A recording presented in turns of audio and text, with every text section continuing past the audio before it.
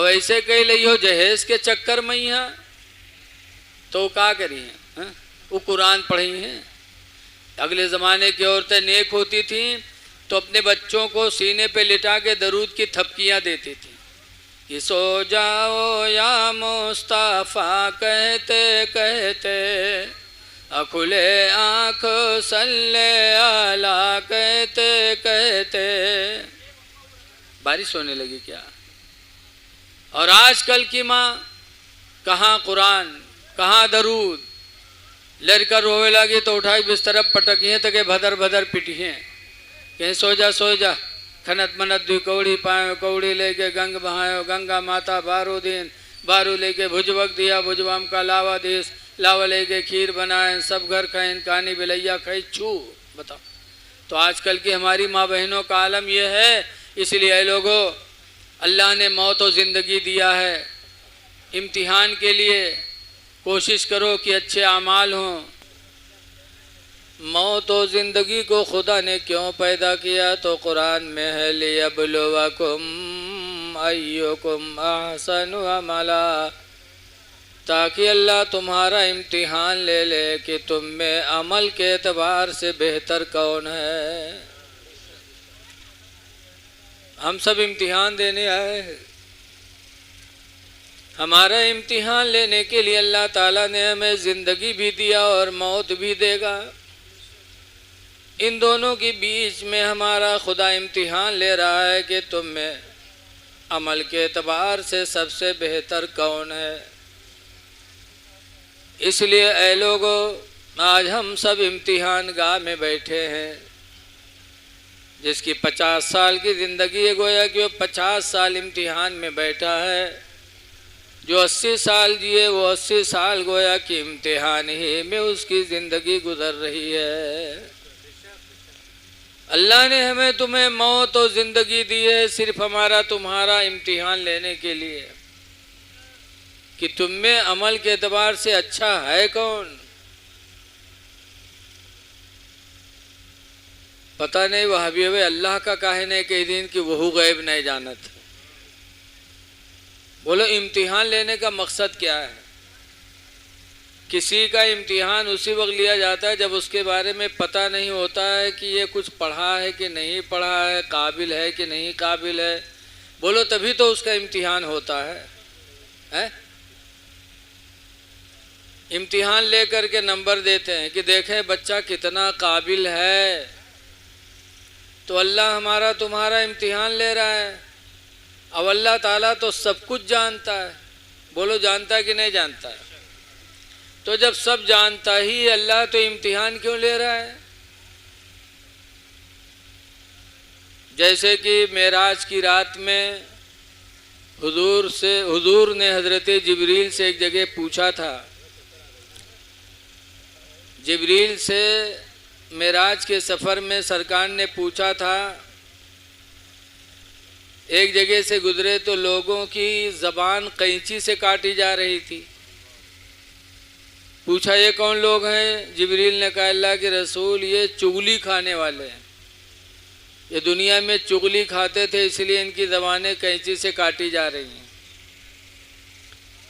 एक जगह देखा गया कि इंसान को पत्थर मारा जाता, खून की नदी में वो गिर जाता, फिर संभल के बाहर आता, फिर पत्थर मारा जाता, खून की नदी में डूब जाता। जिब्रील से हुजूर ने पूछा, जिब्रील ये कौन लोग हैं? जिब्रील ने कहा, ये सूद खाने वाले लोग हैं।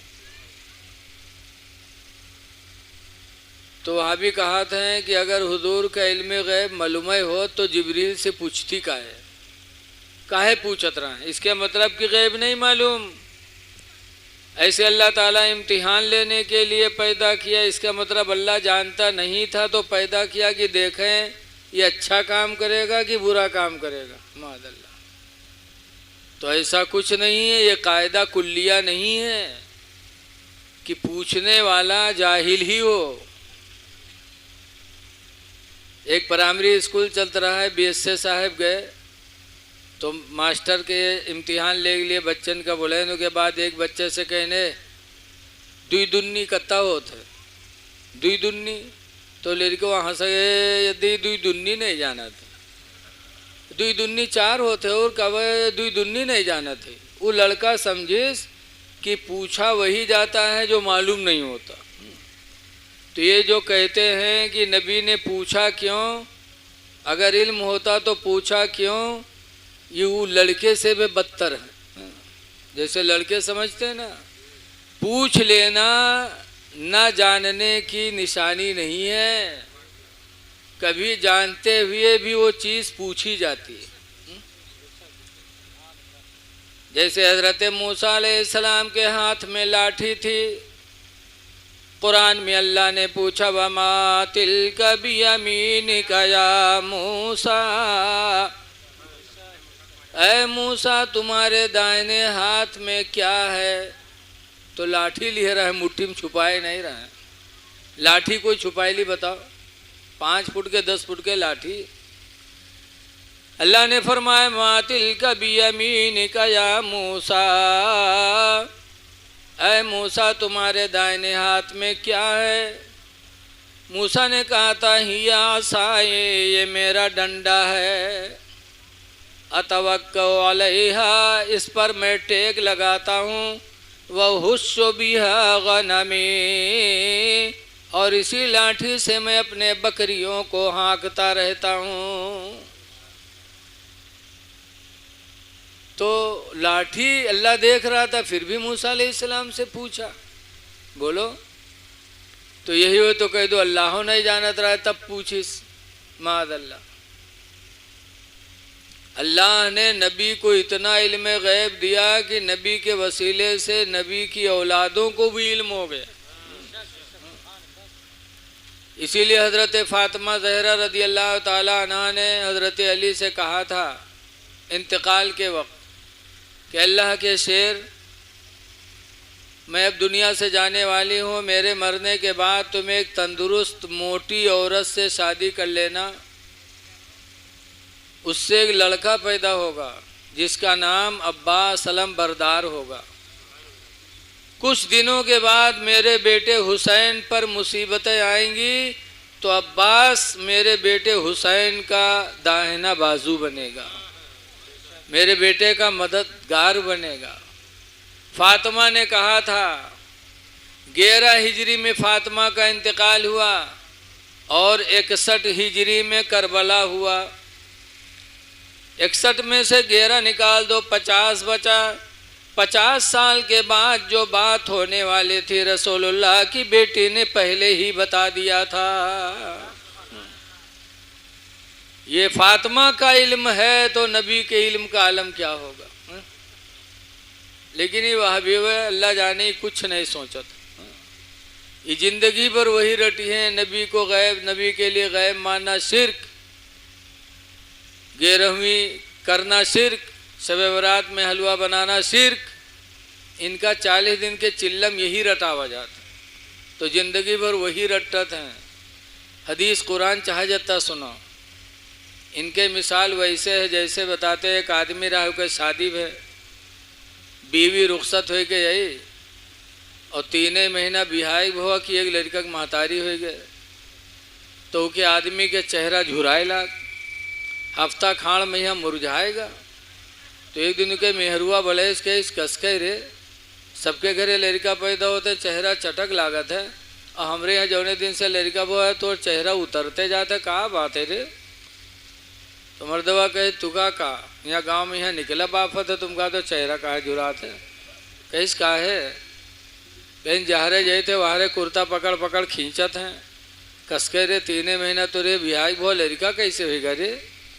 तो औरतिया कहीं समझाए नहीं पाओ तो, कहीं कहा समझा दी, जब 9 महीना होए चाहिए 3 महीना भी यहाँ धरा है तो हम कहा समझा दी।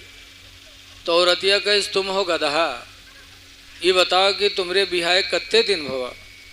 कहीं 3 महीना और का, और कहीं सो हमरे बिहाय, कहीं तुमरे बिहाय 3 महीना भवा, और कहीं लड़कवा कत्ते दिन पर भवा, कहीं वह 3 महीना भवा। बौरतिया जोड़ाइस पहाड़ा, कहीं सारे सब जोड़ कई महीना हो गए रे। 3 महीना हमरे बिहाय होगा, 3 महीना तोरे बिहाय होगा, और 3 महीने लड़का भवा, सब 9 महीना नहीं हो गए रे। तब के समझ में आवा क्या हाँ यार ये तो 9वें महीना पैदा भवा है। पूरे गांव वाले पर खपा कहीं न कोनो सार बोल दी तो कोई खैरियत नहीं। सुबह फिर गांव में निकला, जब गांव में निकला तो कोनो पड़ोसी फिर कुर्ता खींचिस कही यार यार कस के रे 3 महीना तो रे बिहाई वो तो कह लड़का कैसे होगा रे बल लड़ेगा उससे कहीं कहाँ 3 महीना भवा है 9 महीना तो भवा है हो 3 महीना हमरे ब्याह होगा 3 महीना मेहरुआ ब्याह होगा 3 महीना लड़का बहुत सब 9 महीना नहीं होगी। पूरा गांव अलग है वो अकेले वही बक्के जो मेहरुआ रटाई दे। यही हाल वहाबियों का है। 40 दिन चिल्लम ले जाकर ऐसा रटाई देते हैं कि नबी के लिए गैब मानना शिर्क। अगर नबी को गैब का इल्म होता तो जिब्रील से पूछते क्यों? पूछ लेना ये न जानने की दलील नहीं है, जानते हुए भी बहुत सी चीजें पूछी जाती हैं। बोलो। बहरहाल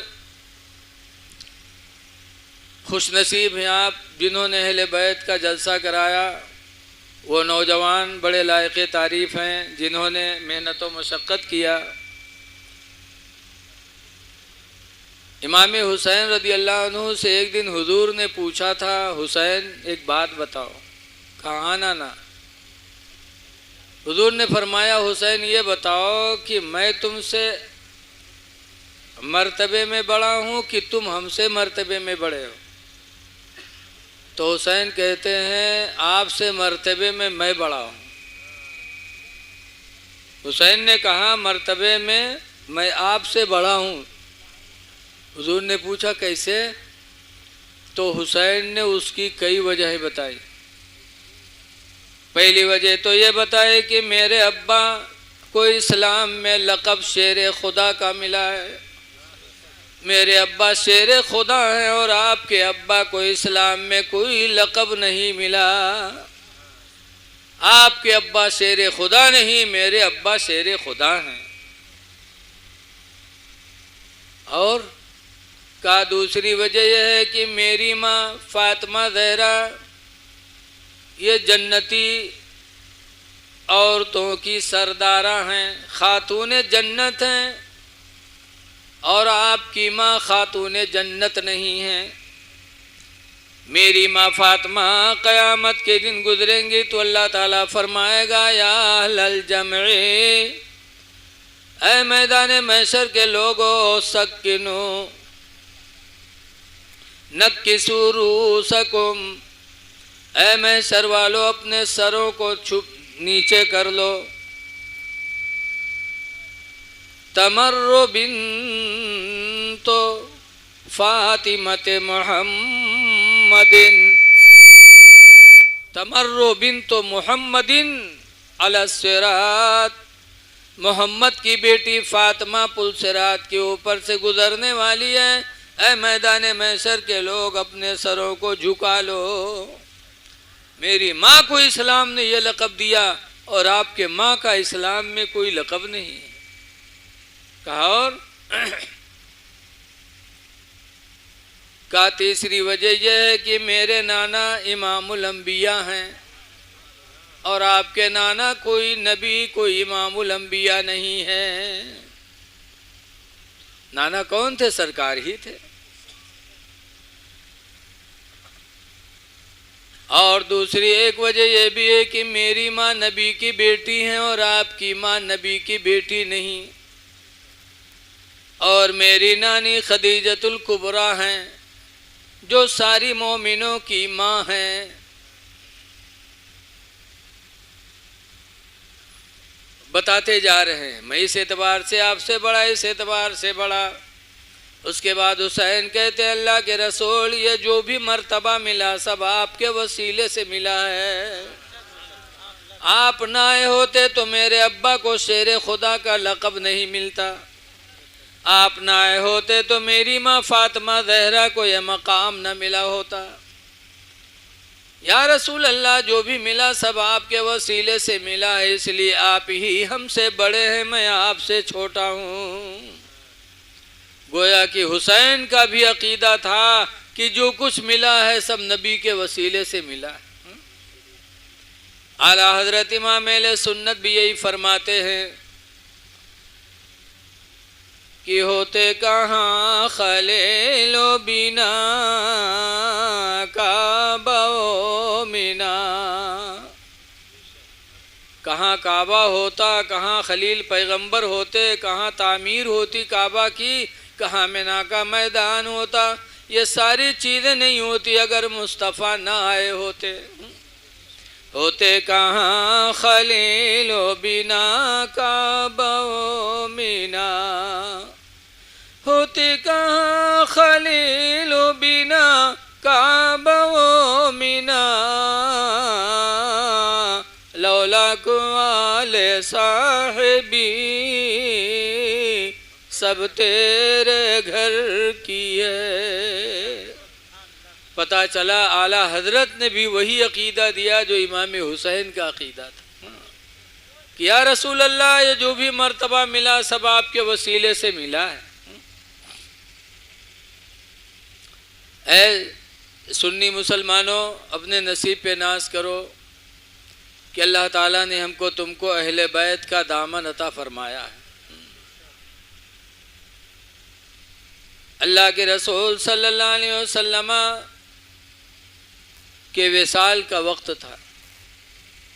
हदीस दो तरह की हैं। एक नंबर पर फरमाया इन्नी तरक्तु फीकुम मा, ऐ मेरे सहाबा मैं तुम्हारे बीच से जाने वाला हूँ, तुम्हारे बीच में दो चीज़ छोड़ के जा रहा हूँ। इन तम सस्कहुमा,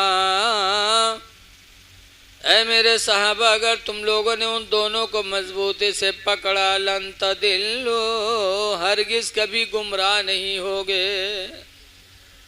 दो चीज़ें छोड़ के जा रहा हूँ, अगर तुमने उन दो चीज़ों को पकड़ा तो कभी गुमराह नहीं होगे। वो दो चीज़ें कौन सरकार छोड़ के गए? नंबर एक पर फरमाया अहदुहुमा किताबुल्लाह, नंबर एक पर अल्लाह की किताब यानी कुरान है। कुरान छोड़ के जा रहा हूँ, अगर इसको तुम लोगों ने मजबूती से पकड़ा तो कभी गुमराह नहीं होगे। और दूसरे नंबर पर फरमाया था वसानियुहुमा इतरते, और दूसरे नंबर पर मैं अपने अहले बैत को छोड़ के जा रहा हूँ। अहले बैत का मकाम कितना ऊंचा है।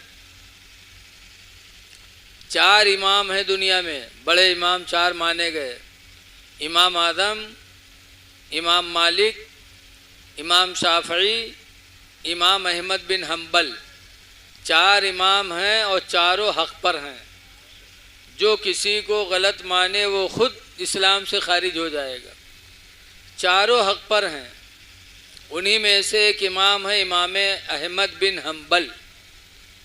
वो कहते हुब्बिब इलैया मिनद दुनिया सलास। इमाम अहमद बिन हम्बल कहते दुनिया की तीन चीज़ें मुझे बड़ी प्यारी हैं। नंबर एक पर कहते हैं मुजाविरत रौज़त रसूलिल्लाह। नंबर एक पर इमाम अहमद बिन हम्बल कहते हैं कि रसूलुल्लाह के रोज़े का मैं मुजाविर हो जाऊं। मुजाविर जानते हो? जो दरगाहों की खिदमत करते रहते हैं। बोलो, चिराग जलाना, चादर डालना, कब्र पे सफाई सुथराई करना, या मुजाविरों ही का तो काम है। इमाम अहमद बिन हम्बल कहते हैं कि दुनिया की पहली चीज़ मुझे पसंद है मुजाविरत रौज़त रसूलिल्लाह, रसूलुल्लाह के रोज़े का मैं मुजाविर हो जाऊं।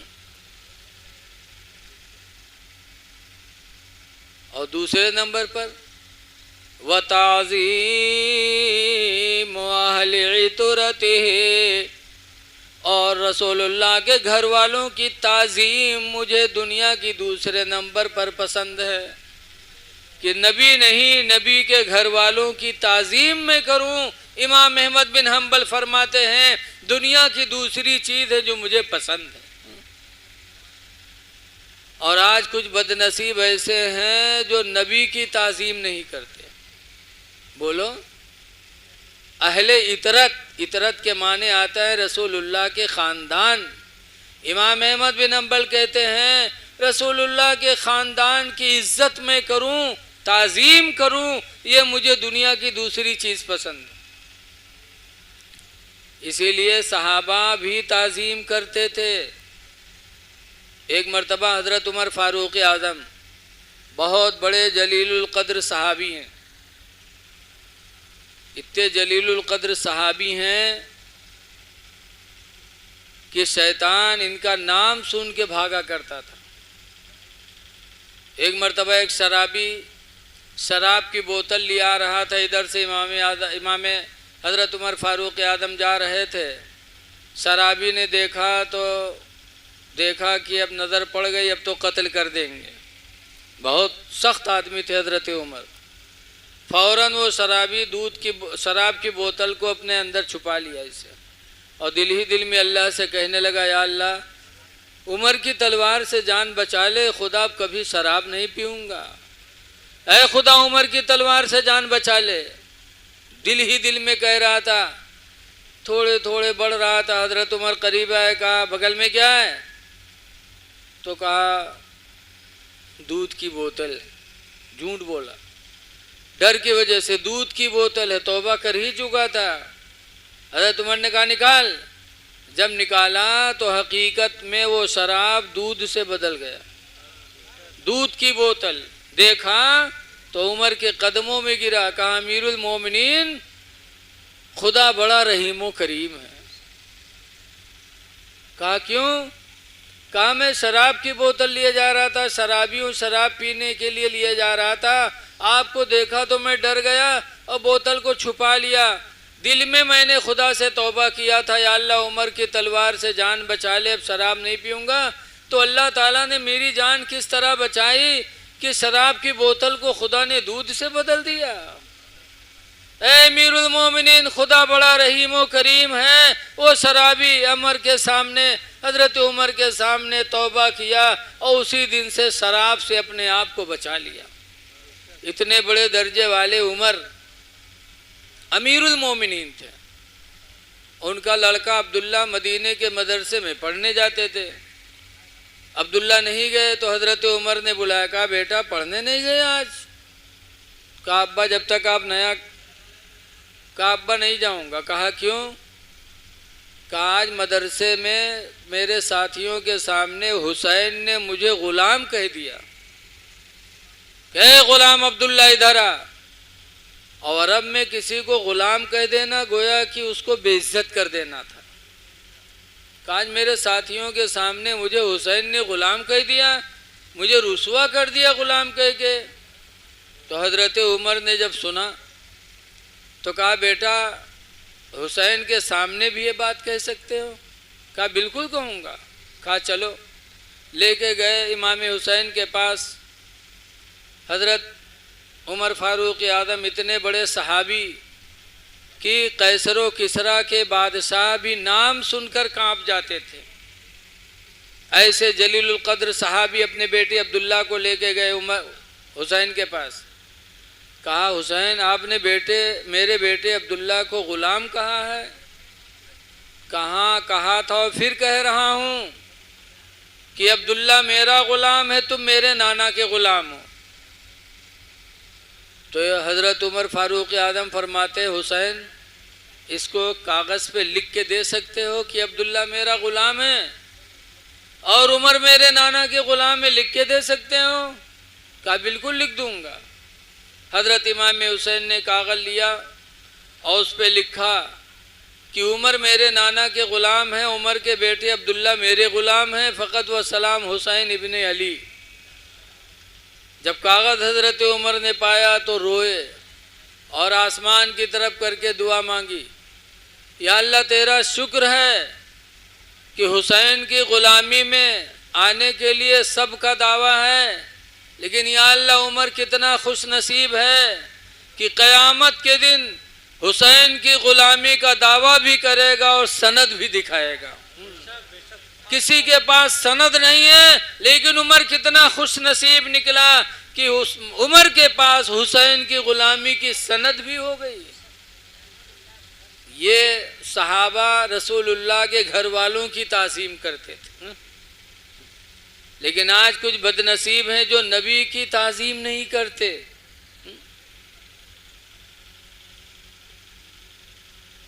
एक गांव है राजापुर मंडी कस्बा, सुने हो आप लोग को? कतनिया घाट के आगे एक कस्बा पड़ता है नेपाल में, राजापुर मंडी। वहाँ बहुत बड़ा कस्बा है। तो दो मदरसे हैं, इसे बीच में रोड है, इधर सुन्नी का मदरसा, इधर देवबंदी का मदरसा। दोनों बच्चों की कुछ दोस्ती थी। एक दिन देवबंदी का एक बच्चा सुन्नी मदरसा में टहलने गया, तो सुन्नी बच्चे बैठ गए उसके पास। फिर कहा, यार तुम लोग तकबीर खड़े होके क्यों सुनते हो यार? जैसे तकबीर होती खड़े हो जाते हो। तो देवबंदी बच्चे ने कहा, खड़े ही होके सुनना चाहिए। तो सुन्नी बच्चे किताब ले आए। सब किताबों में यही लिखा है कि इमाम और मुक्तदी दोनों बैठकर तकबीर सुने। जब तकबीर कहने वाला हय्या अला सलाह कहे तब उठें। लिखा ला यक़ूमुल इमाम वल मामूम, न इमाम खड़ा हो न मुक्तदी खड़ा हो, हत्ता यक़ूलल मुकब्बिरु हय्या अला सलाह, यहाँ तक कि तकबीर कहने वाला हय्या अला सलाह कहे। सब किताबों में लिखा है। वो किताब वो भी पढ़ाते, हम लोग भी पढ़ाते, सुन्नी देवबंदी में सब में पढ़ाई जाती। तो सुन्नी बच्चे उठा लाए, जब दिखाए तो वो देवबंदी बच्चा कहता है, यार पढ़ा हमने भी, लेकिन ऐसा लगता है कि हमने पढ़ा ही नहीं इसको। कहा किताब दे दो। किताब लेके गया और दूसरे दिन जब उसके उस्ताद पढ़ाने के लिए बैठे, वो लड़का बैठा तो उसने पूछा, हजरत तकबीर बैठ के सुनना चाहिए कि खड़े होके? कहा खड़े होके। कहा हजरत किताब में तो लिखा है बैठ करके। तो डांटा। कहा कहाँ लिखा है बैठ करके? बहुत से बात गलत डांट कर मनवा ली जाती। जब डांटा तो बच्चा देख चुका था, उसने किताब रख दिया सामने। हजरत देखिए लिखा है कि न इमाम खड़ा हो न मुक्तदी खड़े हो। जब किताब दिखाया तब मौलाना नरमाए। कहते बेटा बात यही सही है कि तकबीर बैठ के सुनना चाहिए, लेकिन सुन्नी बैठे रहते हैं तो उनकी जिद में हम लोग खड़े हो जाते। सलाम वो लोग खड़े होके पढ़ते हैं तो हम उनकी जिद में बैठे रहते हैं। बेटा ये जिद की बात है, वरना तो तकबीर बैठ के सुनना ही सुन्नत। जब बच्चे ने सुना तो उसने किताब बंद किया। कहा हजरत हमने माँ बाप को छोड़ा है, वतन छोड़ा है, जिद की तालीम के लिए नहीं बल्कि इस्लाम की तालीम के लिए हम आए थे। हमें जिद की तालीम नहीं चाहिए। तो आज कितने बदनसीब हैं लोग कि नबी की तालीम करने से हटते हैं। और इमाम अहमद बिन हम्बल कहते हैं कि दुनिया की दूसरी चीज़ है जो मुझे ख़ानदान रसूलुल्लाह की ताज़ीम नसीब हो जाए। सहाबा ताज़ीम करते थे रसूलुल्लाह के घर वालों की। और तीसरे नंबर पर इमाम अहमद बिन हम्बल कहा करते थे, वह मुलाजिमत तुरबती रसूलिल्लाह। और तीसरे नंबर पर रसूलुल्लाह के कब्र की नौकरी मुझे मिल जाए, वही जिंदगी गुजार दूं। क्या अहले बैत का दर्जा था कि चारों इमाम में से एक इमाम अहमद बिन हम्बल ये अकीदत जाहिर करते हैं। इसीलिए आला हजरत के भाई मौलाना हसन रज़ा खां अहले बैत के बारे में कहते हैं कि किस ज़बान से हो बयान मदह शान अहले बैत, किस ज़बान से हो बयान मदह शान अहले बैत। और मदह गोए मुस्तफ़ा है मदह ख़ान अहले बैत। और बे इजाज़त जिनके घर जिब्रील भी जाते नहीं, बे इजाज़त जिनके घर जिब्रील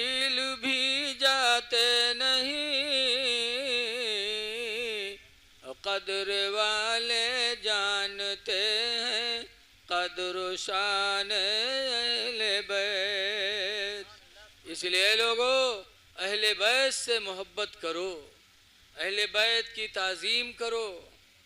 मैंने कुरान की आयत पढ़ी है कि अल्लाह ने मौत और ज़िंदगी दिया है किस लिए? ताकि वो इम्तिहान ले ले कि हम में तुम में अमल के एतबार से अच्छा कौन। लिहाजा अमलियात की दुनिया में आइए, देखिए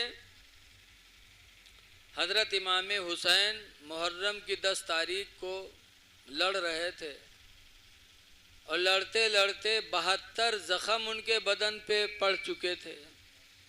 चाहते तो वैसे ही शहीद हो जाते, लेकिन ना, लड़ते लड़ते शहीद नहीं हो रहे इमाम हुसैन।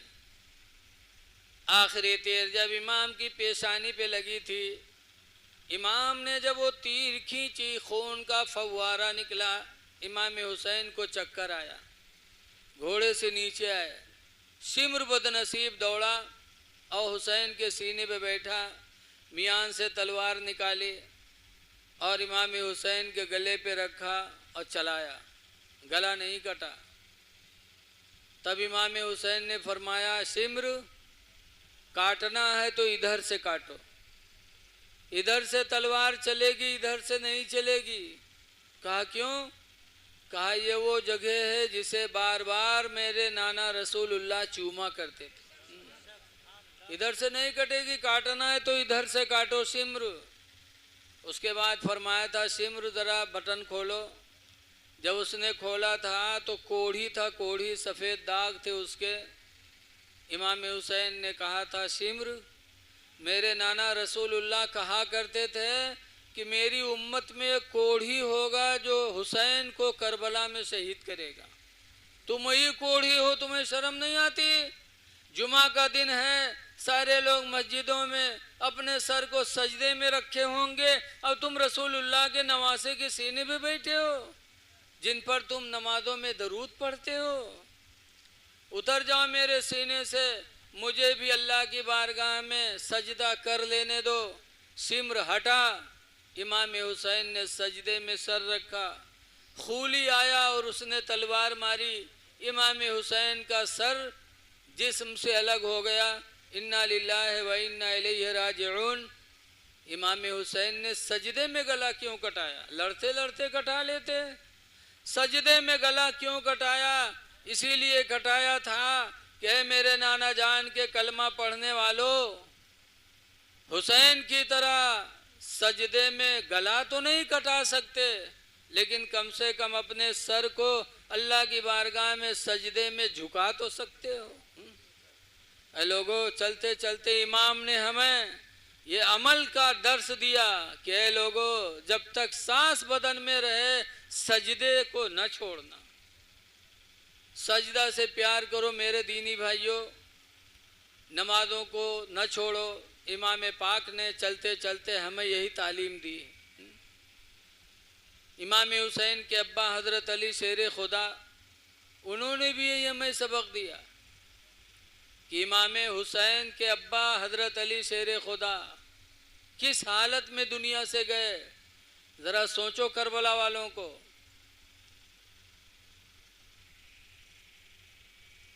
मदीने मुनव्वरा में एक औरत थी यहूदिया, बड़ी खूबसूरत थी, गोरी चिट्टी। तो उस पर एक नौजवान आशिक हो गया, उसका नाम था अब्दुर्रहमान। वो औरत हज़रत अली से बहुत जलती थी, यहूदिया थी। आज भी यहूदी मुसलमानों के दुश्मन हैं, जैसा कि आप सुना करते हो। उस वक्त भी दुश्मन थे, इनकी दुश्मनी बहुत पुरानी चली आ रही है। उस यहूदिया औरत से अब्दुर्रहमान ने निकाह के लिए कहा, तो उस औरत ने कहा, अब्दुर्रहमान तुम मेरा महर ही नहीं दे सकते, निकाह कैसे करोगे? कहा क्यों नहीं दे सकता? यहूदिया ने कहा 3 महर लूँगी। कहा क्या? फरमाया 1000 दिरहम, 10,000 दिरहम लूँगी। दूसरे नंबर पर खिदमत के लिए एक ग़ुलाम लूँगी जो मेरी खिदमत करे। कहा और? कहा तीसरे नंबर पर अली का सर जो काट कर मुझे देगा उससे मैं निकाह करूँगी। वो अब्दुर्रहमान बदनसीब कहता है कि 10,000 दिरहम तो मेरे पास रखे हुए हैं, ग़ुलाम भी मेरे घर में है, अली का सर नहीं है तो उसका इंतज़ाम करता हूँ। रमज़ान की 19 तारीख थी। खूब जानता था कि मस्जिद कूफा में सबसे पहले फजर में नमाज पढ़ने के लिए अगर कोई इंसान कूफा की मस्जिद में आता है तो सबसे पहले हज़रत अली शेर खुदा आते हैं।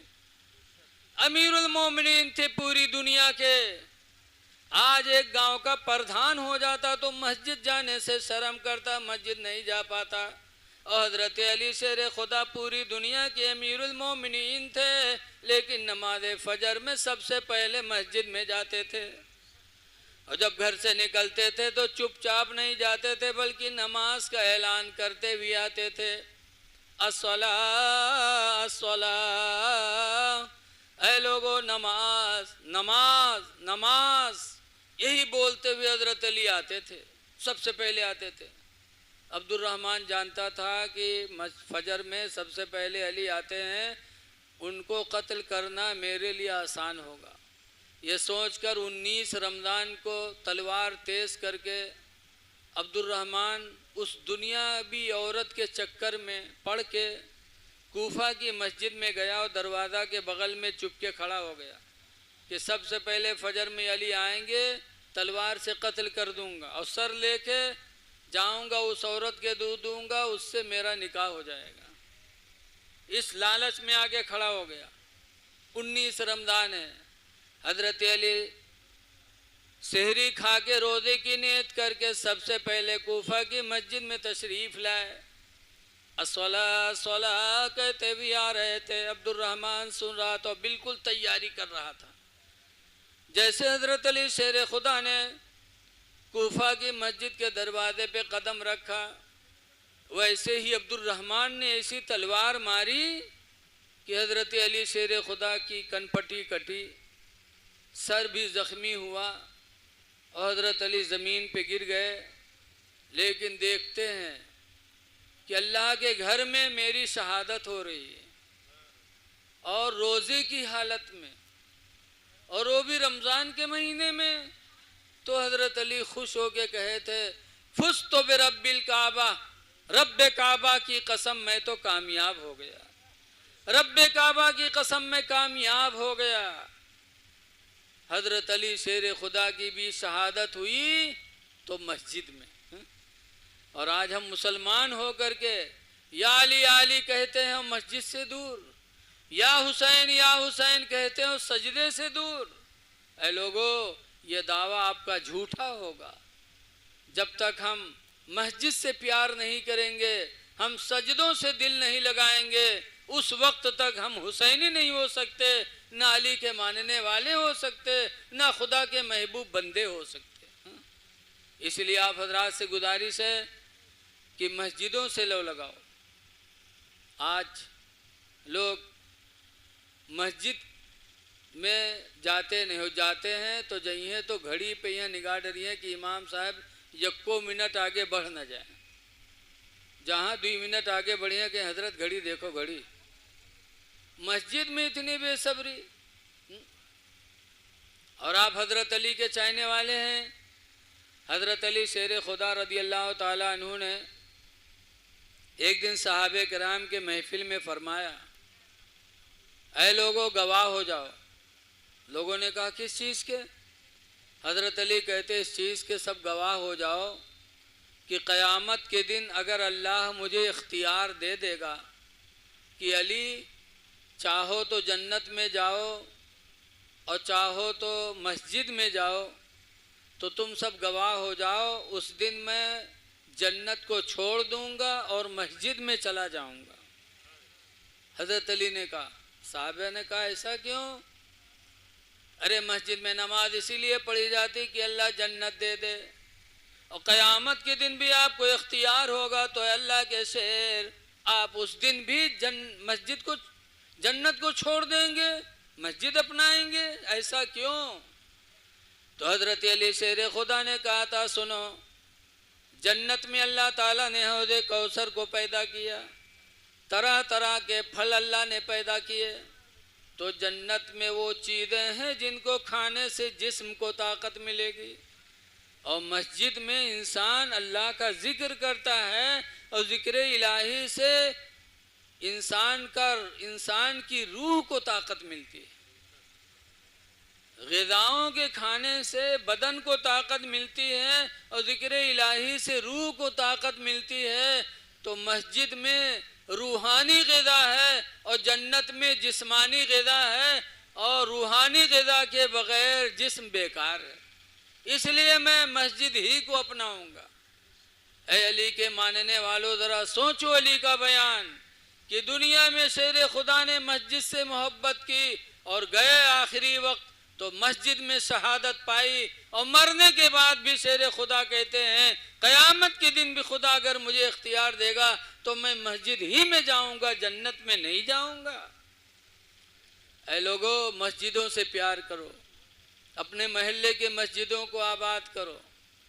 बहुत से लोग सोचते हैं कि जुमा के दिन चले जेबे दरगाह शरीफ बहराइच, जुमा पढ़बे तो हमका ज़्यादा सवाब मिली, देवा चले जेबे ज़्यादा सवाब मिली। याद रखो, जो सवाब आपको अपने महल्ले के मस्जिद में मिलेगा वही सवाब आपको बहराइच दरगाह की मस्जिद में मिलेगा। सवाब नहीं बढ़ सकता। दुनिया की 2 मस्जिदें हैं, 3 जहाँ सवाब बढ़ता है। कौन कौन?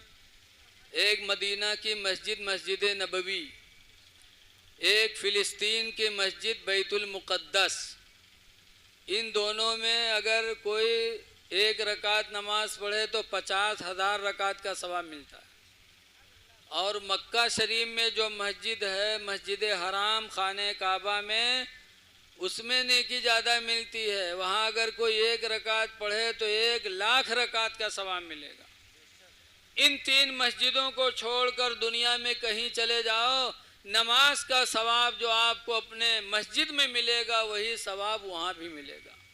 हाँ, अगर आप दरगाह शरीफ बहराइच जाते हैं इस नियत से कि हम सरकार गाजी के आस्थाने पे हाज़िरी देंगे और वहाँ नमाज जुमा पढ़ेंगे, तो नमाज जुमा का सवाब तो उतना ही मिलेगा जो आपके गांव में मिलेगा, लेकिन गाजी सरकार के आस्थाने पे जो आप हाज़िरी दोगे वो सवाब आपको अलग से मिलेगा। अल्लाह की रज़ा मिलेगी, गाजी सरकार की दुआएं मिलेंगी, उनके फयूज़ व बरक़ात मिलेंगे, लेकिन नमाज में सवाब ज़्यादा नहीं होगा। इसलिए लोगों, अपने गांव की मस्जिदों को न छोड़ा करो, अपनी मस्जिदों से मोहब्बत करो। हज़रत अली शेर खुदा ने मस्जिदों से प्यार किया है, इमाम हुसैन ने सजदे से प्यार किया। एक बात और सुनो, हज़रत अली शेर खुदा पर जब वार हुआ तो हज़रत अली के सामने दूध का प्याला लाया गया। हज़रत अली ने फरमाया मेरा कातिल कहाँ है? ये दूध का प्याला पहले मेरे कातिल को पिलाओ। खुदा जाने किस वक्त से वो मेरे कत्ल के इंतज़ार में खड़ा रहा हो, वो भूखा होगा। वो हसन, तुमने घर में बंद कर दिया है उसको, दहशत और खौफ की वजह से उसका हलक सूख गया होगा। पहले दूध का प्याला मेरे कातिल को दे दो, पी ले। दूध का प्याला लोग ले गए, कातिल को दिया तो उसने सर हिला दिया, कहा ना। तो फिर लोग वापस लाए। हज़रत अली ने देखा, कहा क्या हुआ, नहीं पिया? लोगों ने कहा इनकार कर दिया। तब हज़रत अली की आंखों में आंसू भर आए थे।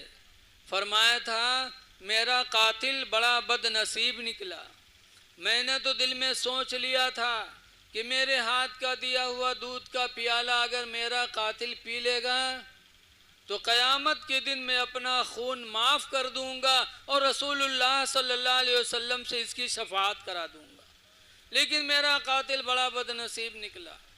ऐ लोगों, ज़रा सोचो, शेर खुदा का दिल देखो कि कातिल को दूध पहले दे रहे हैं। आज हम क्या कर रहे हैं?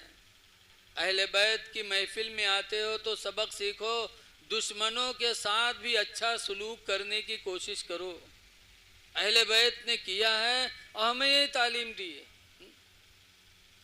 रसूलुल्लाह सल्लल्लाहु अलैहि वसल्लम, देखो आपने सुना होगा कि एक बुढ़िया सरकार के रास्ते पे कांटा डालती थी, सर पर कूड़ा डालती थी। सरकार कांटा हटा देते, कूड़ा झाड़ के चले जाते। कुछ दिनों के बाद बुढ़िया 2-3 दिन नहीं मिली, ना कूड़ा मिला ना कांटा मिला। तो सरकार ने पूछा वो बुढ़िया क्या हुई जो मेरे रास्ते पे कांटा डाला करती थी, कूड़ा डाला करती थी?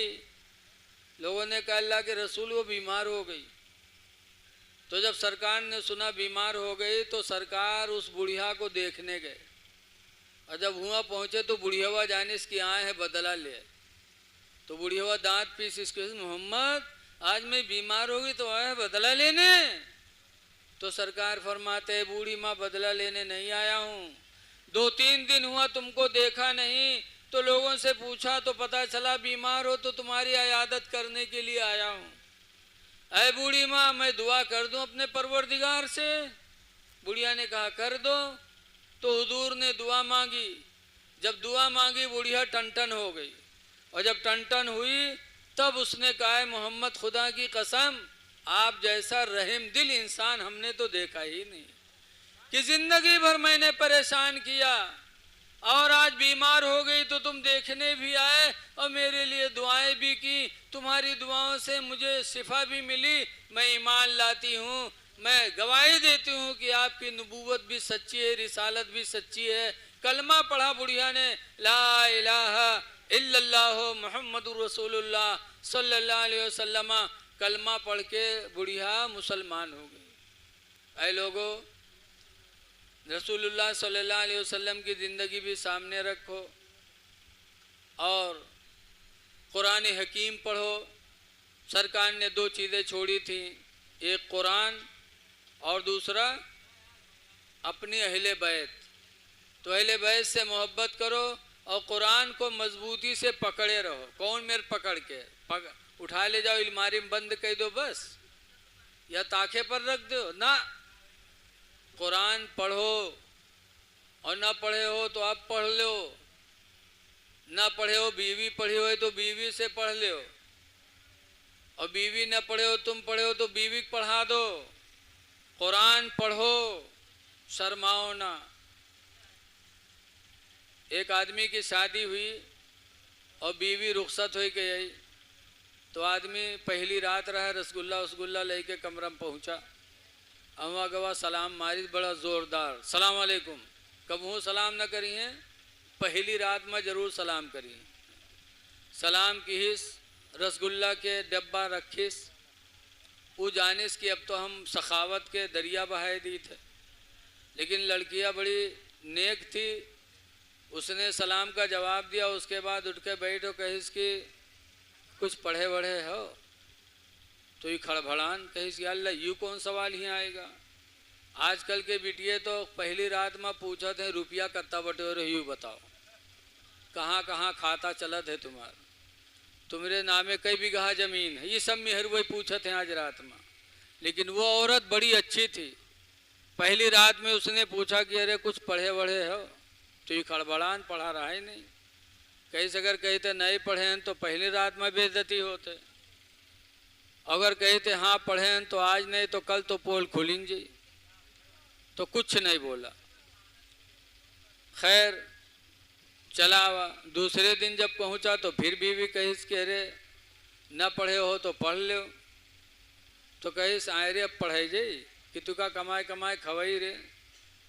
तो कहिस नहीं, दिन में कमाओ रात में पढ़ लो। कहिस रात में कहाँ पढ़ी? तो कहिस अल्लाह का फजल है कि हमारे अब्बा अम्मा ने कुरान पढ़ा कर भेजा है, मैं रात रात तुमको पढ़ा दूंगी। तो कहिस अच्छा तुमसे पढ़ी हैं। अगर कोई जान का कहूँगा मैं कि फलानवा अपने मेहरुआ थे पढ़े थे तो कत्ती बड़ी बेइज्जती हुई। और रतिया कही सुनो पढ़ेबे हम पढ़ो तुम, न तुम बताओ न हम बतेबे तो कैसे कोई जाने। तो कही ठीक है। दूसरे दिन फिर कहीं पढ़ ले रे, अल्लाह के वास्ते पढ़ ले। तो कहीं पीछे पड़ी हो पढ़ तो ले, लेकिन अगर कहूँ अपनी सखी सहेली में नाम ले लियो कि हमारा आदमी हमारे थी पढ़ा था तो तुम्हारे को दांत हम राखब ना। और रतिया कहीं न बतेबे रे, अल्लाह के वास्ते पढ़ ले। तो पूछिस कौन किताब ले? तो कहीं जाओ बगदादी कायदा ले आओ। तो फिर घबरान के बगदादी कायदा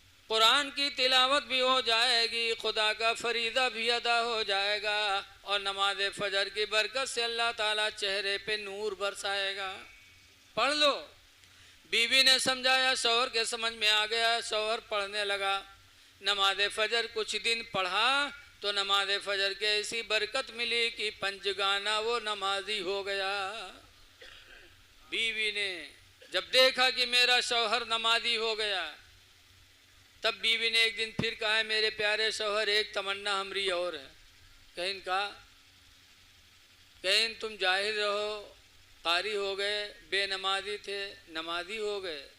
अब तीसरी तमन्ना हमारी ये है कि जो अल्लाह ने दिया है वो ले लो, कम पड़े तो मेरे गले का जेवर बेच लो, कान नाक के जेवर बेच लो और चले जाओ हज बैतुल्लाह कराओ, हज कर लो, खुदा का वो घर देखाओ जिस घर के बारे में नबी करीम ने फरमाया, मन नज़र काबा, जिसने काबा को एक नज़र देखा, ईमान व तस्दीक़ा, ईमान और तस्दीक के साथ जिसने काबा को एक निगाह देख लिया, तो दूर फरमाते फ़खरजानिल खताया, तो गुनाहों से वो निकल गया, कयौमिन, उस दिन की तरह, वलदतहु उम्मुहु, जिस दिन उसकी माँ ने उसको पैदा किया था।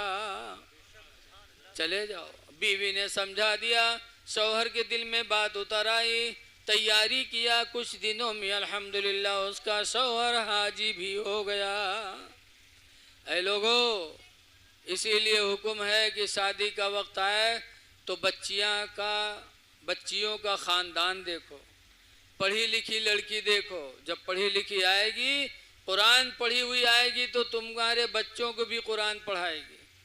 अब ऐसे कह ली हो जहेज के चक्कर में ही है तो क्या करी है, वो कुरान पढ़ी हैं। अगले ज़माने की औरतें नेक होती थीं तो अपने बच्चों को सीने पे लिटा के दरूद की थपकियाँ देती थी कि सो जाओ या मुस्तफ़ा कहते कहते, अखुले आँख सल्ले आला कहते कहते। बारिश होने लगी क्या? और आजकल की माँ कहाँ कुरान, कहाँ दरूद, लड़का रोवे लगी तो उठाई बिस्तर पटकिए तक भदर भदर पिटिए, कहीं सो जा, खनत मनत दुई कौड़ी पायो, कौड़ी लेके गंग बहायो, गंगा माता बारो दिन, बारू लेके भुजवक दिया, भुजवाम का लावा देश, लावा लेके खीर बनाए, सब घर खाए, कानी बिलैया खाई छू। बताओ, तो आजकल की हमारी माँ बहनों का आलम यह है। इसलिए लोगों, अल्लाह का हजरत किताब में तो लिखा है बैठ करके, तो डांटा कहाँ लिखा है बैठ करके? बहुत से बात गलत डांट कर मनवा ली जाती। जब डांटा तो बच्चा देख चुका था, उसने किताब रख दिया सामने, हजरत देखिए लिखा है कि न इमाम खड़ा हो न मुक्तदी खड़े हो। जब किताब दिखाया तब मौलाना नरमाए, कहते बेटा बात यही सही है कि तकबीर बैठ के सुनना चाहिए, लेकिन सुन्नी बैठे रहते हैं तो उनकी ज़िद में हम लोग खड़े हो जाते। सलाम वो लोग खड़े होके पढ़ते हैं तो हम उनकी ज़िद में बैठे रहते हैं। बेटा ये ज़िद की बात है, वरना तो तकबीर बैठ के सुनना ही सुन्नत। जब बच्चे ने सुना तो उसने किताब बंद किया, कहा हजरत हमने माँ बाप को छोड़ा है, वतन छोड़ा है, ज़िद की तालीम के लिए नहीं बल्कि इस्लाम की तालीम के लिए हम आए थे। हमें ज़िद की तालीम नहीं चाहिए। तो आज कितने बदनसीब हैं लोग कि नबी की तालीम करने से हटते हैं। और इमाम अहमद बिन हम्बल कहते हैं कि दुनिया की दूसरी चीज़ है जो मुझे ख़ानदान रसूलुल्लाह की ताज़ीम नसीब हो जाए। सहाबा ताज़ीम करते थे रसूलुल्लाह के घर वालों की। और तीसरे नंबर पर इमाम अहमद बिन हम्बल कहा करते थे, वह मुलाजिमत तुरबती रसूलिल्लाह, और तीसरे नंबर पर रसूलुल्लाह के कब्र की नौकरी मुझे मिल जाए, वही ज़िंदगी गुजार दूँ। क्या अहले बैत का दर्जा था कि चारों इमाम में से एक इमाम अहमद बिन हम्बल ये अकीदत जाहिर करते हैं। इसीलिए आला हजरत के भाई मौलाना हसन रज़ा ख़ां अहले बैत के बारे में कहते हैं कि किस ज़बान से हो बयान मदह शान अहले बैत, किस ज़बान से हो बयान मदह शान अहले बैत,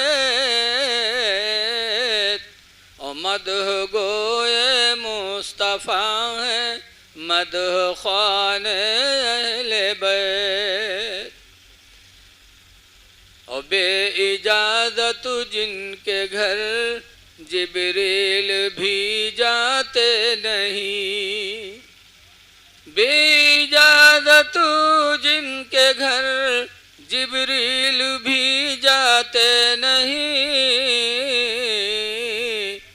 कदर वाले जानते हैं कदर शान अहले बैत।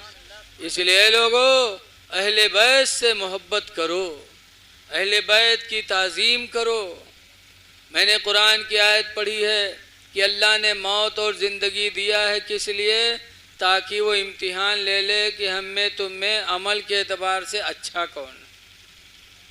लिहाजा अमलियात की दुनिया में आइए, देखिए हज़रत इमाम हुसैन मुहर्रम की 10 तारीख को लड़ रहे थे और लड़ते लड़ते 72 ज़ख़म उनके बदन पे पड़ चुके थे। चाहते तो वैसे ही शहीद हो जाते, लेकिन ना, लड़ते लड़ते शहीद नहीं हो रहे इमाम हुसैन। आखिरी तीर जब इमाम की पेशानी पे लगी थी, इमाम ने जब वो तीर खींची, खून का फव्वारा निकला, इमाम हुसैन को चक्कर आया, घोड़े से नीचे आए, शिम्र बदनसीब दौड़ा और हुसैन के सीने पे बैठा, मियान से तलवार निकाली और इमाम हुसैन के गले पे रखा और चलाया, गला नहीं कटा। तब इमाम हुसैन ने फरमाया, शिम्र काटना है तो इधर से काटो, इधर से तलवार चलेगी, इधर से नहीं चलेगी। कहा क्यों? कहा ये वो जगह है जिसे बार बार मेरे नाना रसूलुल्लाह चूमा करते थे, इधर से नहीं कटेगी, काटना है तो इधर से काटो शिम्र। उसके बाद फरमाया था, शिम्र ज़रा बटन खोलो। जब उसने खोला था तो कोढ़ी था, कोढ़ी सफ़ेद दाग थे उसके। इमाम हुसैन ने कहा था, शिम्र मेरे नाना रसूलुल्लाह कहा करते थे कि मेरी उम्मत में एक कोढ़ी होगा जो हुसैन को करबला में शहीद करेगा। तुम वही कोढ़ी हो, तुम्हें शर्म नहीं आती? जुमा का दिन है, सारे लोग मस्जिदों में अपने सर को सजदे में रखे होंगे और तुम रसूलुल्लाह के नवासे के सीने पे बैठे हो, जिन पर तुम नमाजों में दरूद पढ़ते हो। उतर जाओ मेरे सीने से, मुझे भी अल्लाह की बारगाह में सजदा कर लेने दो। शिम्र हटा, इमाम हुसैन ने सजदे में सर रखा, खूली आया और उसने तलवार मारी, इमाम हुसैन का सर जिस्म से अलग हो गया। इन्ना लिल्लाहि व इन्ना इलैहि राजिऊन। इमाम हुसैन ने सजदे में गला क्यों कटाया? लड़ते लड़ते कटा लेते, सजदे में गला क्यों कटाया? इसीलिए कटाया था कि मेरे नाना जान के कलमा पढ़ने वालों, हुसैन की तरह सजदे में गला तो नहीं कटा सकते, लेकिन कम से कम अपने सर को अल्लाह की बारगाह में सजदे में झुका तो सकते हो। लोगों, चलते चलते इमाम ने हमें ये अमल का दर्स दिया कि लोगों, जब तक सांस बदन में रहे सजदे को न छोड़ना, सजदा से प्यार करो मेरे दीनी भाइयों, नमाजों को न छोड़ो। इमाम पाक ने चलते चलते हमें यही तालीम दी। इमाम हुसैन के अब्बा हज़रत अली शेर खुदा, उन्होंने भी यही हमें सबक दिया कि इमाम हुसैन के अब्बा हज़रत अली शेर खुदा किस हालत में दुनिया से गए, ज़रा सोचो करबला वालों को।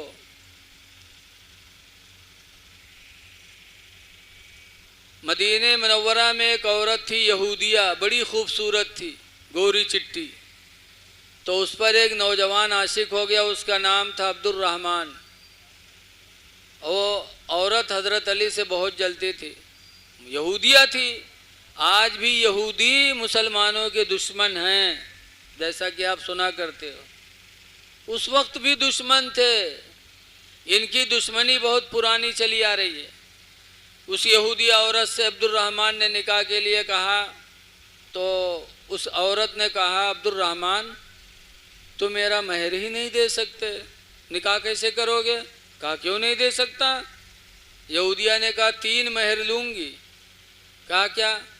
फरमाया 1000 दिरहम, 10,000 दिरहम लूँगी। दूसरे नंबर पर खिदमत के लिए एक ग़ुलाम लूँगी जो मेरी खिदमत करे। कहा और? कहा तीसरे नंबर पर अली का सर जो काट कर मुझे देगा, उससे मैं निकाह करूँगी। वो अब्दुल रहमान बदनसीब कहता है कि 10,000 दिरहम तो मेरे पास रखे हुए हैं, ग़ुलाम भी मेरे घर में है, अली का सर नहीं है तो उसका इंतज़ाम करता हूँ। रमज़ान की 19 तारीख थी। खूब जानता था कि मस्जिद कूफा में सबसे पहले फजर में नमाज पढ़ने के लिए अगर कोई इंसान कूफा की मस्जिद में आता है तो सबसे पहले हज़रत अली शेर खुदा आते हैं। अमीरुल मोमिनीन थे पूरी दुनिया के। आज एक गांव का प्रधान हो जाता तो मस्जिद जाने से शर्म करता, मस्जिद नहीं जा पाता। और हज़रत अली शेर खुदा पूरी दुनिया के अमीरुल मोमिनीन थे, लेकिन नमाज फजर में सबसे पहले मस्जिद में जाते थे। और जब घर से निकलते थे तो चुपचाप नहीं जाते थे, बल्कि नमाज का ऐलान करते हुए आते थे, अस्सला अस्सला, ऐ लोगो नमाज नमाज नमाज, यही बोलते हुए हज़रत अली आते थे, सबसे पहले आते थे। अब्दुल रहमान जानता था कि फजर में सबसे पहले अली आते हैं, उनको कत्ल करना मेरे लिए आसान होगा। ये सोचकर 19 रमज़ान को तलवार तेज़ करके अब्दुल रहमान उस दुनियावी औरत के चक्कर में पड़ के कूफा की मस्जिद में गया और दरवाज़ा के बगल में चुपके खड़ा हो गया कि सबसे पहले फजर में अली आएंगे, तलवार से कत्ल कर दूंगा और सर लेके जाऊंगा, उस औरत के दूध दूंगा, उससे मेरा निकाह हो जाएगा। इस लालच में आगे खड़ा हो गया। 19 रमज़ान है। हज़रत अली सहरी खा के रोज़े की नियत करके सबसे पहले कूफा की मस्जिद में तशरीफ़ लाए। अस्सला अस्सला कहते भी आ रहे थे। अब्दुल रहमान सुन रहा था, बिल्कुल तैयारी कर रहा था। जैसे हज़रत अली शेर खुदा ने कूफा की मस्जिद के दरवाजे पे कदम रखा, वैसे ही अब्दुल रहमान ने ऐसी तलवार मारी कि हज़रत अली शेर खुदा की कनपटी कटी, सर भी ज़ख्मी हुआ और हज़रत अली ज़मीन पे गिर गए। लेकिन देखते हैं कि अल्लाह के घर में मेरी शहादत हो रही है और रोज़े की हालत में, और वो भी रमज़ान के महीने में। तो हज़रत अली खुश होके कहे थे, फुज़्तु बिरब्बिल काबा, रब्बे काबा की कसम मैं तो कामयाब हो गया, रब्बे काबा की कसम मैं कामयाब हो गया। हज़रत अली शेर खुदा की भी शहादत हुई तो मस्जिद में। और आज हम मुसलमान हो करके या अली कहते हैं मस्जिद से दूर, या हुसैन कहते हैं सजदे से दूर। ऐ लोगों, ये दावा आपका झूठा होगा। जब तक हम मस्जिद से प्यार नहीं करेंगे, हम सजदों से दिल नहीं लगाएंगे, उस वक्त तक हम हुसैनी नहीं हो सकते, ना अली के मानने वाले हो सकते, ना खुदा के महबूब बंदे हो सकते। इसलिए आप हजरात से गुजारिश है कि मस्जिदों से लो लगाओ। आज लोग मस्जिद में जाते नहीं हो, जाते हैं तो जाइए तो घड़ी पे यहाँ निगाह डरी है कि इमाम साहब यक्को मिनट आगे बढ़ न जाए। जहाँ 2 मिनट आगे बढ़िए कि हजरत घड़ी देखो घड़ी। मस्जिद में इतनी बेसब्री। और आप हजरत अली के चाहने वाले हैं, हज़रत अली शेर खुदा रदी अल्लाह ताला अन्हु ने एक दिन सहाबे किराम के महफिल में फरमाया, ऐ लोगों गवाह हो जाओ। लोगों ने कहा किस चीज़ के? हज़रत अली कहते इस चीज़ के सब गवाह हो जाओ कि क़यामत के दिन अगर अल्लाह मुझे इख्तियार दे देगा कि अली चाहो तो जन्नत में जाओ और चाहो तो मस्जिद में जाओ, तो तुम सब गवाह हो जाओ उस दिन मैं जन्नत को छोड़ दूंगा और मस्जिद में चला जाऊंगा। हज़रत अली ने कहा, साहबा ने कहा ऐसा क्यों? अरे मस्जिद में नमाज इसीलिए पढ़ी जाती कि अल्लाह जन्नत दे दे, और क़यामत के दिन भी आपको इख्तियार होगा तो अल्लाह के शेर आप उस दिन भी मस्जिद को जन्नत को छोड़ देंगे, मस्जिद अपनाएंगे, ऐसा क्यों? तो हज़रत अली शेर खुदा ने कहा था, सुनो, जन्नत में अल्लाह ताला ने हौज़े कौसर को पैदा किया, तरह तरह के फल अल्लाह ने पैदा किए, तो जन्नत में वो चीज़ें हैं जिनको खाने से जिस्म को ताकत मिलेगी, और मस्जिद में इंसान अल्लाह का जिक्र करता है और जिक्र इलाही से इंसान की रूह को ताकत मिलती है। ग़िज़ाओं के खाने से बदन को ताकत मिलती है और जिक्र इलाही से रूह को ताकत मिलती है। तो मस्जिद में रूहानी ग़िज़ा है और जन्नत में जिस्मानी ग़िज़ा है, और रूहानी ग़िज़ा के बग़ैर जिस्म बेकार है, इसलिए मैं मस्जिद ही को अपनाऊंगा। ऐ अली के मानने वालों ज़रा सोचो अली का बयान कि दुनिया में शेर खुदा ने मस्जिद से मोहब्बत की और गए आखिरी वक्त तो मस्जिद में शहादत पाई, और मरने के बाद भी शेर खुदा कहते हैं क़यामत के दिन भी खुदा अगर मुझे इख्तियार देगा तो मैं मस्जिद ही में जाऊंगा, जन्नत में नहीं जाऊंगा। ऐ लोगों, मस्जिदों से प्यार करो, अपने महल्ले के मस्जिदों को आबाद करो। बहुत से लोग सोचते हैं कि जुमा के दिन चले जेबे दरगाह शरीफ बहराइच, जुमा पढ़बे तो हमका ज़्यादा सवाब मिली, देवा चले जेबे ज़्यादा सवाब मिली। याद रखो, जो सवाब आपको अपने महल्ले के मस्जिद में मिलेगा वही सवाब आपको बहराइच दरगाह की मस्जिद में मिलेगा। सवाब नहीं बढ़ सकता। दुनिया की 2 मस्जिदें हैं, 3 जहाँ सवाब बढ़ता है। कौन कौन? एक मदीना की मस्जिद मस्जिद नबवी, एक फ़िलिस्तीन की मस्जिद बैतुल मुक़द्दस। इन दोनों में अगर कोई एक रकात नमाज पढ़े तो 50,000 रकात का सवाब मिलता है। और मक्का शरीफ में जो मस्जिद है, मस्जिद हराम खाने काबा में, उसमें नेकी ज़्यादा मिलती है। वहाँ अगर कोई एक रकात पढ़े तो 1,00,000 रकात का सवाब मिलेगा। इन 3 मस्जिदों को छोड़कर दुनिया में कहीं चले जाओ, नमाज का सवाब जो आपको अपने मस्जिद में मिलेगा वही सवाब वहाँ भी मिलेगा। हाँ, अगर आप दरगाह शरीफ बहराइच जाते हैं इस नियत से कि हम सरकार गाजी के आस्थाने पे हाज़िरी देंगे और वहाँ नमाज जुमा पढ़ेंगे, तो नमाज जुमा का सवाब तो उतना ही मिलेगा जो आपके गांव में मिलेगा, लेकिन गाजी सरकार के आस्थाने पे जो आप हाज़िरी दोगे वो सवाब आपको अलग से मिलेगा। अल्लाह की रज़ा मिलेगी, गाजी सरकार की दुआएं मिलेंगी, उनके फयूज़ व बरक़ात मिलेंगे, लेकिन नमाज में सवाब ज़्यादा नहीं होगा। इसलिए लोगों, अपने गांव की मस्जिदों को न छोड़ा करो, अपनी मस्जिदों से मोहब्बत करो। हज़रत अली शेर खुदा ने मस्जिदों से प्यार किया है, इमाम हुसैन ने सजदे से प्यार किया। एक बात और सुनो, हज़रत अली शेर खुदा पर जब वार हुआ तो हज़रत अली के सामने दूध का प्याला लाया गया। हज़रत अली ने फरमाया मेरा कातिल कहाँ है? ये दूध का प्याला पहले मेरे कातिल को पिलाओ। खुदा जाने किस वक्त से वो मेरे कत्ल के इंतज़ार में खड़ा रहा हो, वो भूखा होगा। वो हसन, तुमने घर में बंद कर दिया है उसको, दहशत और खौफ की वजह से उसका हलक सूख गया होगा। पहले दूध का प्याला मेरे कातिल को दे दो, पी ले। दूध का प्याला लोग ले गए, कातिल को दिया तो उसने सर हिला दिया, कहा ना। तो फिर लोग वापस लाए, हजरत अली ने देखा, कहा क्या हुआ, नहीं पिया? लोगों ने कहा इनकार कर दिया। तब हजरत अली की आंखों में आंसू भर आए थे। फरमाया था मेरा कातिल बड़ा बदनसीब निकला।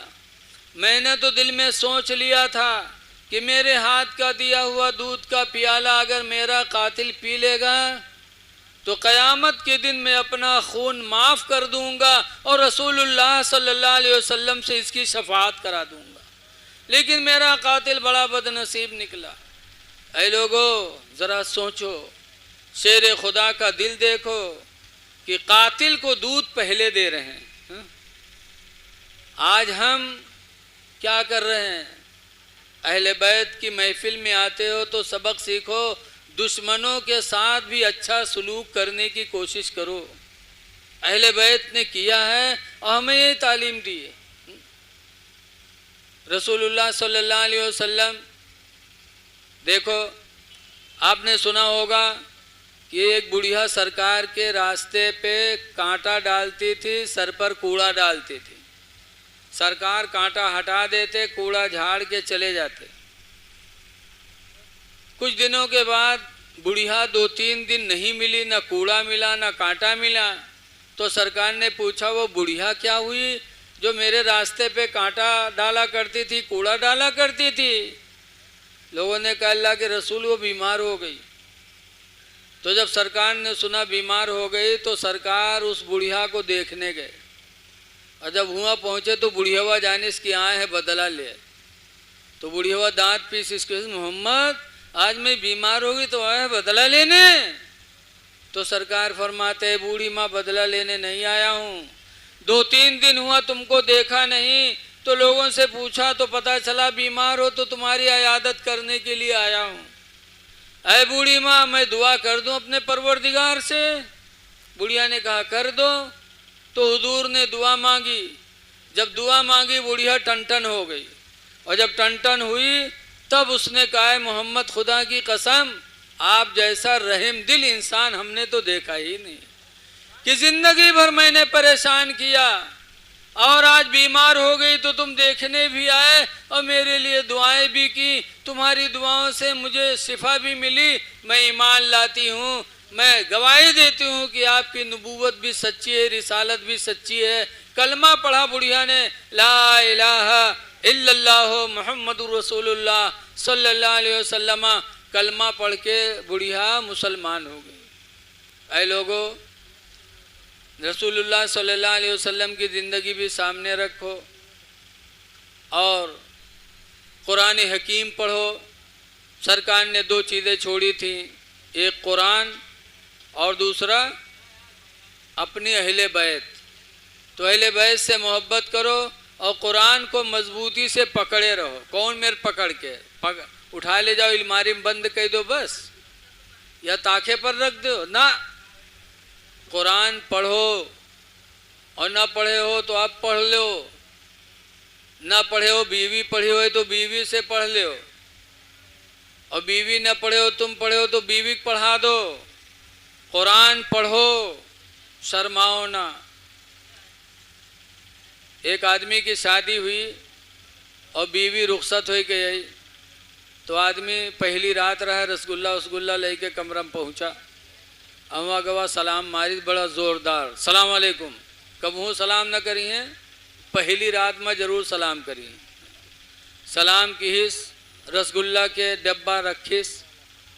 वो जानिस कि अब तो हम सखावत के दरिया बहाए दी थे, लेकिन लड़कियां बड़ी नेक थी, उसने सलाम का जवाब दिया। उसके बाद उठ के बैठो, कहिस कि कुछ पढ़े बढ़े हो? तो ये खड़भड़ान कहिस कि अल्लाह यूँ कौन सवाल ही आएगा।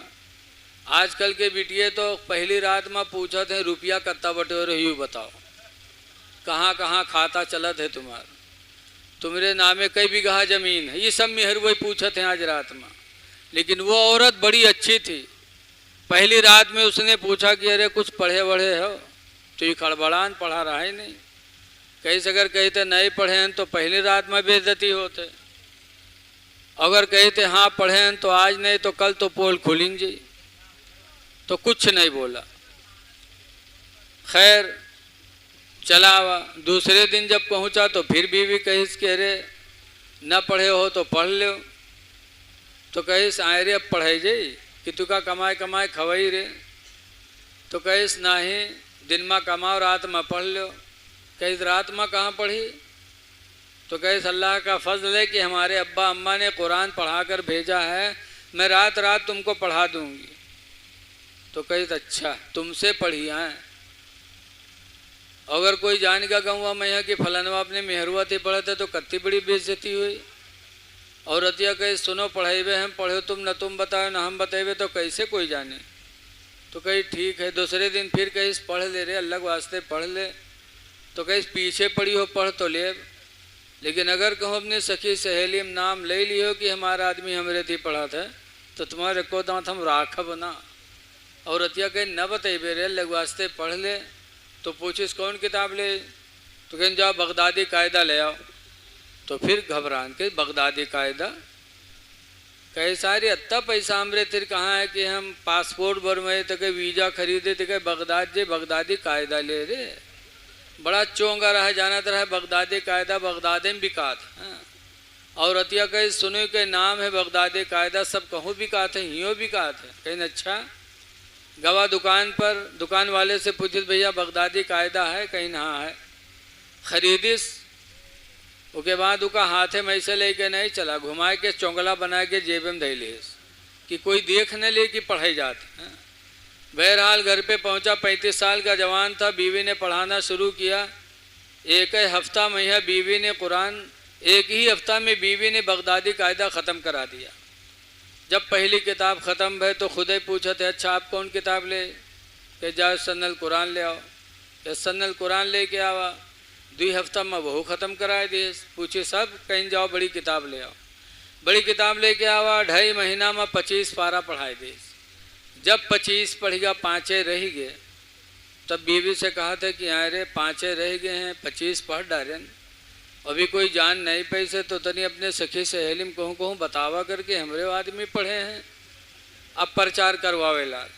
तो कहे सुनो घबराओ ना, तुमरे नाना के मामला आखिरी चलत है। तीसरे दिन संयुम हुई सब लोग जान गई हैं। कहीं नहीं कैसे कहीं नाना मरी हैं। तीसरे दिन संयुम हुई गांव वाले जुटी हैं। वो दिन तुम चना न पढ़ो कुरान पढ़ो गांव वाले देखिए तो खुद ब खुद जान जाइए हैं। उनके नाना के मामला चलत रहा डामाडोल। नाना हो गया ख़त्म।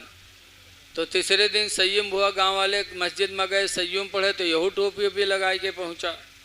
वहाँ गवा तो देखिस कि कुछ लोग चना पढ़ते कुछ लोग कुरान पढ़ते हैं। तो ये कुरान वाले की तरफ बढ़ा। कुरान पढ़ रहा है क्या? जब कुरान वाले लंग बढ़ा तो इके सथिये चना पढ़त रहे। वही लोग देखिन कि बाहर जाते तो इके कुर्ता पकड़ के खींचिन कहीं यहाँ आओ रे यहाँ चना यहाँ रे बाहर कुरान वाले हैं रे यहाँ आओ। वो जानत रहे ना हम लोग पढ़े ना यूँ पढ़े। तो कहीं ना ही आज हम कुरान पढ़वे। कहीं नहीं कब से रे कहीं ना आज से। तो सथिये चौंके कुर्ता छोड़ तो दीन लेकिन बड़े ताज्जुब क्यों कुरान कैसे पढ़ी। जब कुरान शरीफ उठाए के खोली तो शुरू की ही अल्हम्दुलिल्लाह पढ़े लाग। तब सथिये सोचिन कि हो सकते कहूँ पूछ पूछ के याद कैली ही सोई। लेकिन जब अलिफ लाम मीम शुरू की हिस तब सथियवन के नहीं बर्दाश्त बा। उठे गए ने कुरान बंद कर। बंद की सथिये पूछा थे आए रे तू पढ़े कब रे? जिंदगी भर हरहा हमरे साथे चराए चोरी छिंदरई हमरे साथे की है तू पढ़े कब रे और कहाँ पढ़े है? तो कहे इस घर में। कहे इसको पढ़ाई से रे? तो कहे इस घर में। पूछे कहाँ पढ़े? तो कहे घर में। और पूछे कि के पास पढ़े है रे? तो कहे घर में। बीवी का नाम नहीं बतावे घरे घर बक्के बड़ा होशियार रहा है। हाँ लेकिन सथिये समझ गए कि कुछ नहीं बीवी के पढ़ाई से, इसलिए कि बीवी का दूसरा नाम घर में भी तो है। हम लोग मदरसा चले थे बहुत से ही हैं कहीं मदरसा में कहीं मौलाना साहब तनी गिलास में पानी फूंक दो। पूछो कहाँ बात? तो कहें घर में पेट पिरात। अब बताओ घर में कहूँ पेट होते हैं मिहरुवक पेट पिरा तो जानो घर में पिरात। बहुत से हैं कि माँ साहब तनी तबीज बनाए दो। पूछो कहाँ बात? कहीं घर में मूड पिरात। सथिये समझ के कुछ नहीं इसकी बीवी ने पढ़ाया है। तब साथी दुआ मांगने लगे कि अल्लाह जैसे मेरे साथी को तूने नेक बीवी अता किया कि मेरा साथी जाहिल था कुरान का कारी बन गया, अल्लाह ऐसी ही नेक बीवी हम लोगों को भी अता फरमा दे। बीवी नेक मिल जाए तो इंसान की ज़िंदगी में बड़ा इनकलाब पैदा होता है। खुश नसीब बीवी। जाहिल था, बीवी ने कुरान पढ़ा दिया, कारी बना दिया। फिर उसके बाद एक दिन बीवी ने कहा, मेरे प्यारे शौहर एक तमन्ना हमारी और है। कहा क्या? कहा जाहिल थे, कुरान के कारी हो गए, अब सुबह उठो तो नमाज पढ़ लिया करो। तो गुस्सा आएगा, कहीं अच्छा उंगली पकड़े हो तो पखौरा पकड़े कोशिश करता हूँ, न कुरान पढ़ाए पाए तो नमाज पर नंबर लगा दी हो डई नहीं हूँ। तो कहे सुनो सुनो, अल्लाह ने 5 वक्त की नमाज फर्ज किया है, 4 वक्त तुम्हारी मर्जी, 1 वक्त की नमाज हमारे कहने से पढ़ लिया करो। फजर में उठते ही, सुबह उठते ही ज़रा 10 मिनट पहले उठ लो, वज़ू बना लो, नमाज फजर पढ़ लो, कुरान की तिलावत भी हो जाएगी, खुदा का फरीदा भी अदा हो जाएगा और नमाज फजर की बरकत से अल्लाह ताला चेहरे पे नूर बरसाएगा, पढ़ लो। बीवी ने समझाया, शौहर के समझ में आ गया, शौहर पढ़ने लगा। नमाज फजर कुछ दिन पढ़ा तो नमाज फजर के ऐसी बरकत मिली कि पंचगाना वो नमाजी हो गया। बीवी ने जब देखा कि मेरा शौहर नमाजी हो गया, तब बीवी ने एक दिन फिर कहा, मेरे प्यारे शौहर एक तमन्ना हमारी और है। कहीं का? कहीं तुम जाहिल रहो, कारी हो गए, बेनमाजी थे, नमाजी हो गए। अब तीसरी तमन्ना हमारी ये है कि जो अल्लाह ने दिया है वो ले लो, कम पड़े तो मेरे गले का जेवर बेच लो, कान नाक के जेवर बेच लो और चले जाओ हज बैतुल्लाह कराओ, हज कर लो, खुदा का वो घर देखाओ जिस घर के बारे में नबी करीम ने फरमाया, मन नज़र काबा, जिसने काबा को एक नज़र देखा, ईमान व तस्दीक़ा, ईमान और तस्दीक के साथ जिसने काबा को एक निगाह देख लिया, तो दूर फरमाते फ़खरजानिल खताया, तो गुनाहों से वो निकल गया, कयौमिन, उस दिन की तरह, वलदतहु उम्मुहु, जिस दिन उसकी माँ ने उसको पैदा किया था। चले जाओ। बीवी ने समझा दिया, शौहर के दिल में बात उतर आई, तैयारी किया, कुछ दिनों में अल्हम्दुलिल्लाह उसका शौहर हाजी भी हो गया। ऐ लोगों, इसीलिए हुक्म है कि शादी का वक्त आए तो बच्चियों का ख़ानदान देखो, पढ़ी लिखी लड़की देखो। जब पढ़ी लिखी आएगी, कुरान पढ़ी हुई आएगी तो तुम्हारे बच्चों को भी कुरान पढ़ाएगी। अब ऐसे कह ली हो जहेज के चक्कर में ही है तो क्या करी है, वो कुरान पढ़ी हैं। अगले ज़माने की औरतें नेक होती थीं तो अपने बच्चों को सीने पे लिटा के दरूद की थपकियाँ देती थी कि सो जाओ या मुस्तफ़ा कहते कहते, अखुले आँख सल्ले आला कहते कहते। बारिश होने लगी क्या? और आजकल की माँ कहाँ कुरान, कहाँ दरूद, लड़का रोवे लगी तो उठाई बिस्तर पटकी है, तके भदर भदर पिटी है, कहीं सो जा, खनत मनत दुई कौड़ी पायो, कौड़ी लेके गंग बहायो, गंगा माता बारो दिन, बारू लेके भुजबक दिया, भुजबम का लावा देश, लावा लेके खीर बनाए, सब घर खाएं, कानी बिलैया खाई छू। बताओ, तो आजकल की हमारी माँ बहनों का आलम यह है। इसलिए लोगों, अल्लाह